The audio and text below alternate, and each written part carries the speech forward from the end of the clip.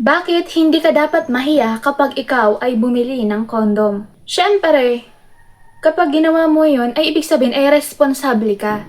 Kasi iniisip mo yung kaligtasan mo at nung partner mo during S. Isipin mo na normal lang ito at mabibili din ito kahit saan. Mas nakakahiya ang magiging problema. Mas mahirap harapin ang hindi planadong pagbubuntis o ang magkaroon ng sakit kaysa sa ilang segundo o ilang minuto na pakikiharap mo sa counter. At syempre, isang uri din ito ng health product. Tulad lang ito ng pagbili natin ng sabon o pagbili natin ng gamot. Ano nga ba ang benefits ng kondom sa pakikipag-S? Syempre ay iwas sa pagjujuntis. Lalo na kapag tama ang paggamit mo. Malaking tulong ito para maiwasan ang pregnancy.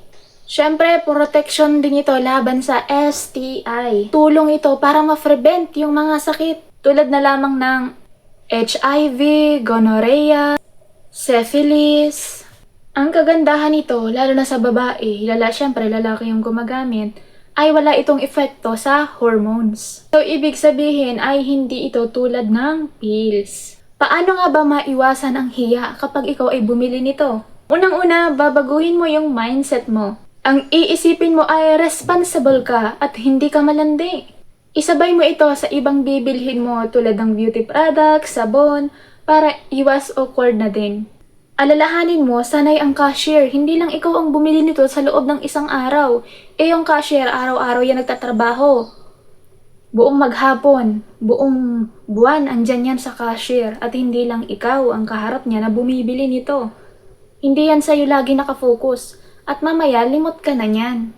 Hindi naman yan tinatandaan kung sino ang bumibili at hindi ka naman yan tititigan ng sobra at tatandaan. Bakit niya gagawin yun, di ba? Kaya isipin mo, yung mga cashier o yung mga tenderang nagbebenta nito, sanay na sila dito at alam din nila kung ano ang purpose ng kanilang ibinebenta. At ang kagandahan dito ay pwede kang online bumili para hindi naman nakakahiya, di ba? Kasi sa online, hindi naman nakalagay doon sa packaging kung ano yon. Kunwari, condom yung nakalagay, wala. Ang nakalagay doon ay yung store, kung ano yung store. So, yung store ay hindi naman condom yung pangalan. So, yung store ay pangalan ng may-ari o pangalan ng shop, yun. Pero, safe na safe kung online ka din bibili at legit na online shop. Saan nga ba maganda bumili nito para hindi ka naman mahiya? Sa online ba? Sa supermarket? O sa palengke? Kapag sa drugstore o sa supermarket ka bumili, sigurado ka sa tamang storage at tamang quality nito.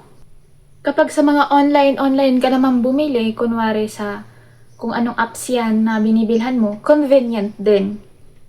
Kasi unang-una, hindi mo kaharap yung binibilhan mo at i-deliver na lang sa'yo ng rider, di ba?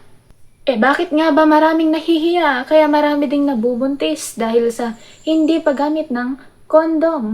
At takot ding gumamit ng pills. Ito ay kulang sa S-education. Siyempre, takot ma-judge. Ano ba ang importante?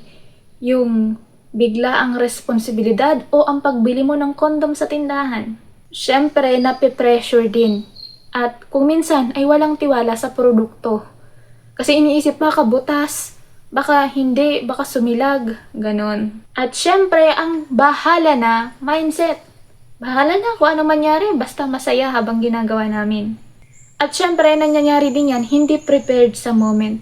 Kung nagustuhan mo ang video na to, don't forget to like, share, and subscribe para lagi kang updated sa ating mga latest video. Thank you so much for watching. See you to my next video.